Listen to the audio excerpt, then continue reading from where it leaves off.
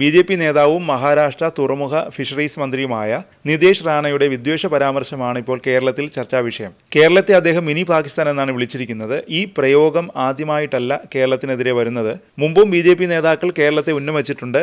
Mini Pakistan എന്ന് കേരളത്തെ വിളിച്ച മലയാളിയായ ബി.ജെ.പി. നേതാവുണ്ട്. ബി.ജെ.പി. ദേശീയ നിർവാഹക സമിതി അംഗമായിരുന്ന പി.കെ. കൃഷ്ണദാസ്. 2018-19 കാലത്താണ് കൃഷ്ണദാസിന് കേരളത്തെക്കുറിച്ച് അത്തരമൊരു തോന്നലുണ്ടായത്. ഭരണകക്ഷിയായ CPM, പ്രതിപക്ഷമായ കോൺഗ്രസ്, മുസ്ലിം ലീഗ് എന്നിവർ സംസ്ഥാനത്തെ ഭീകരവാദത്തിന്റെ കേന്ദ്രമാക്കി മാറ്റി. സർക്കാർ പിന്തുണയോടെയാണ് പാകിസ്ഥാനിൽ ഭീകരവാദം. കേരളത്തിലും നിലവിൽ സമാന സ്ഥിതിയാണ്. ഭീകര സംഘടനകൾക്ക് പ്രത്യക്ഷമായും പരോക്ഷമായും സർക്കാർ ഒത്താശ ചെയ്യുന്നതിനാൽ സംസ്ഥാനത്തെ മിനി പാകിസ്ഥാൻ എന്ന് വിളിക്കേണ്ടി വരുന്നുവെന്നാണ് അദ്ദേഹം അന്ന് പറഞ്ഞത്. ദേശീയ തലത്തിൽ ഭീകരവാദം നടത്തുന്ന പ്രദേശമായി കേന്ദ്രം മാറിയിരിക്കുകയാണ്. ശ്രീലങ്കൻ സംഭവത്തിലും IS-മായി ബന്ധപ്പെട്ടും മലയാളികൾ അറസ്റ്റിലായത് ഇതിന്റെ തെളിവാണെന്നും അദ്ദേഹം ആരോപിച്ചിരുന്നു.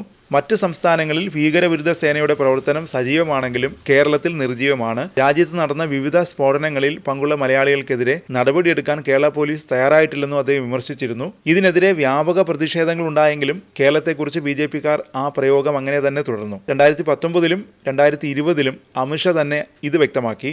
2020-ൽ അദ്ദേഹം മുസ്ലിം ഭൂരിപക്ഷ ജില്ലയായ മലപ്പുറത്തെ എടുത്തു പറഞ്ഞുകൊണ്ടായിരുന്നു ആരോപണം ഉന്നയിച്ചത്. അപ്പോഴും പ്രയോഗം മിനി പാകിസ്ഥാൻ എന്ന് തന്നെയായിരുന്നു. 2019-ൽ രാഹുൽ ഗാന്ധിയുടെ റോഡ് ഷോയിൽ മുസ്ലിം ലീഗിന്റെ പതാകകൾ കണ്ടതിനെ തുടർന്നാണ് വയനാട് ഇന്ത്യയിലാണോ പാകിസ്ഥാനിലാണോ എന്ന വിവാദ ചോദ്യവും ഷായിൽ നിന്നുണ്ടായത്. ലീഗിന്റെ പച്ചക്കൊടിയെ പാകിസ്ഥാൻ പതാകയുമായി താരതമ്യം ചെയ്തുകൊണ്ടായിരുന്നു ബി.ജെ.പി. ദേശീയാധ്യക്ഷന്റെ വിവാദ പരാമർശം. രാഹുൽ ബാബയുടെ റോഡ് ഷോ കണ്ടാൽ അത് നടന്നത് ഇന്ത്യയിലാണോ പാകിസ്ഥാനിലാണോ എന്ന് തിരിച്ചറിയാൻ കഴിയുന്നില്ല.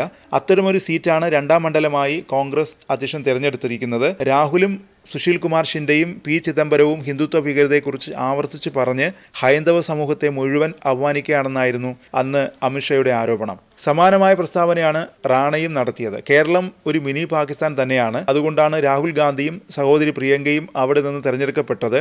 എല്ലാ തീവ്രവാദികളും അവർക്ക് വോട്ട് ചെയ്യുന്നവരാണ്.